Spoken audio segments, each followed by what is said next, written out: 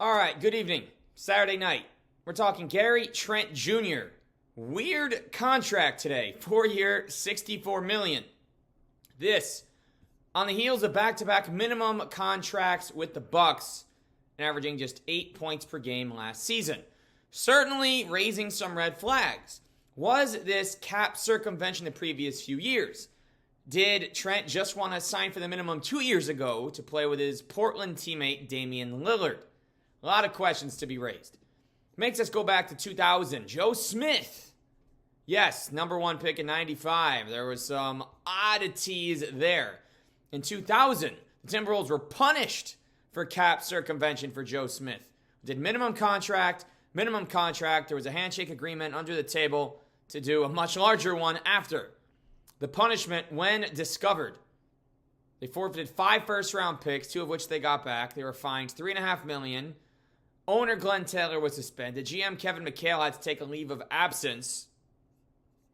Smith would actually come back after all that, but it was certainly a time, and it was a problem. And interesting enough, when Joe Smith got back to Minnesota after being forced to go to Detroit, well, he chose to go to Detroit because his contract was voided in Minnesota. Gary Trent Jr.'s father, Gary Trent Sr., was actually a teammate of his with the Timberwolves, where he played his final 3 seasons, finishing his NBA career at the age of 29. So the old story didn't directly have a Gary Trent, but Joe Smith was with Gary Trent. Now it's potentially happening again, and there's another Gary Trent at the forefront. The problem is that he just wasn't great last year, averaging his 8 points a game, and he's now getting $16 million a year.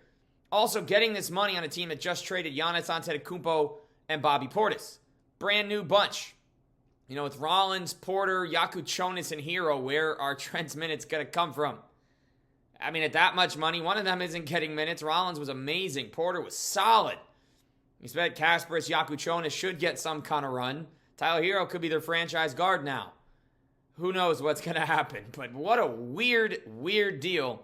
And that's why it's relevant now. And that's why, you got to look back and see what happened once upon a time and understand that it has serious punishments.